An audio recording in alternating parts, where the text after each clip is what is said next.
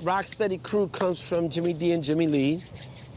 They are the founders of Rocksteady crew. And it's real simple, rocking. You know, b-boy and breaking, it was called rocking as well. Like, yo, we were rocking.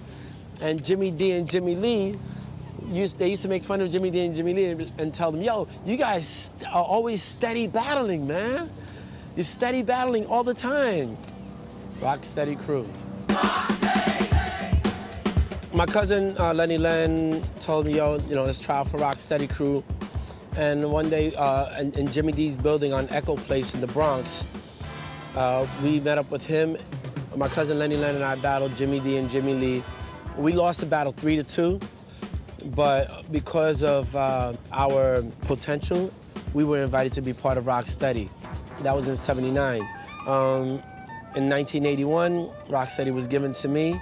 I had already met Ken Swift and Doze and Frosty Freeze and Take One and Little Crazy Legs and Kippy D, all these people that eventually became part of Rocksteady. And I put them down with Rocksteady. You know, I met Crazy Legs, actually. He came around my block. I was extremely proud, you know, because he had a very established name. And to have a name in the streets is just not something you just get like that. You really have to represent yourself. Fast forward, as Rocksteady grew, the central meeting location for the next generation of Rocksteady crew was a spot in Manhattan that we named Rocksteady Park on 98th Street in Amsterdam.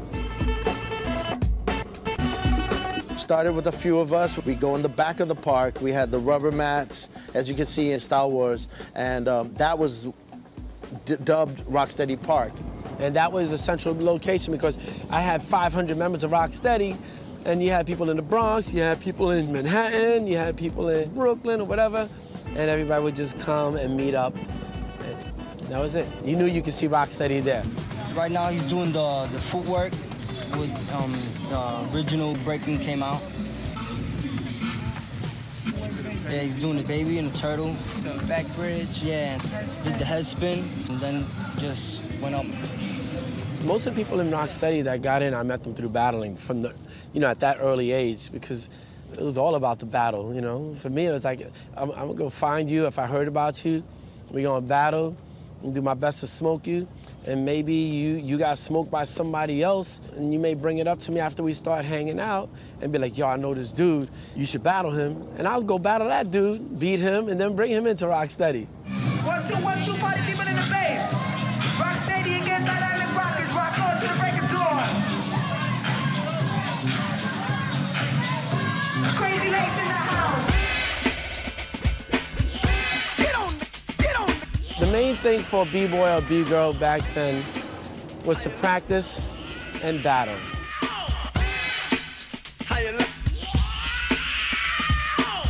But we were definitely on a mission. We were seeking out people to battle.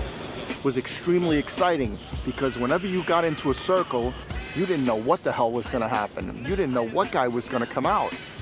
To battle somebody, to fight somebody, it's not about just doing something for yourself. Everyone has to understand what you're doing. I wanted you, and I wanted everyone to know what I was doing to you. That was, you know, the foundation of this dance. We knew we wanted to smoke you or beat you because it's like, I came up with something. I did that move on you. And a lot of times, you know, I was the most hated in the crew because I get them all riled up. See, the idea was to distract them from their moves and to humiliate them. They say, no, I'm gonna get that guy. And, you know, Buck 4, rest in peace, Kuriaki, rest in peace. You know, they were like our secret weapons. We'd send them out at the heat of the battle, and then Ken Swift would clean it up with Crazy Legs, you know. It was a cleanup crew.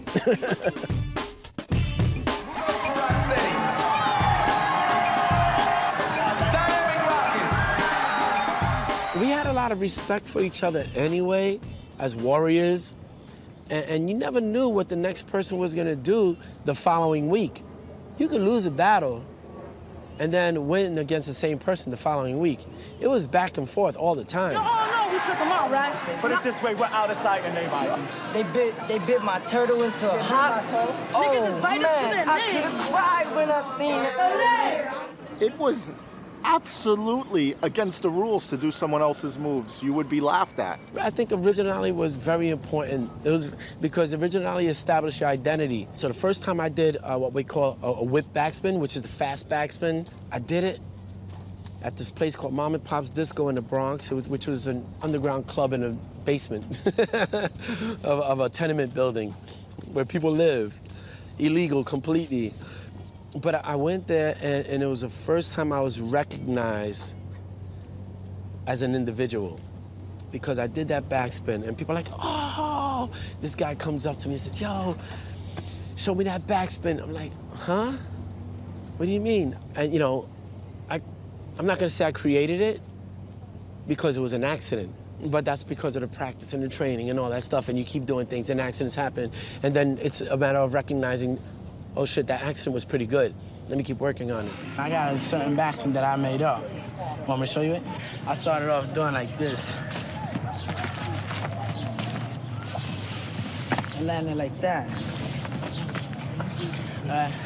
So then I just decided not to do the freeze and keep on spinning. So it goes like this. I put my arm right here, and it's easy, and I push my arm and swing my left leg to my right leg, both of them around. Swing your leg. I was whack when I started. I stole moves. I bit moves from other people. But the beauty of that back then was, how can you take something, recreate it within that week before the next jam, show up at the next jam, and do that move in a manner that would allow people to feel like that move is now associated with you because you have your own thumbprint on it, you know? That's what it was all about. That's what we live for, man. To battle, to create, to battle, to get some props.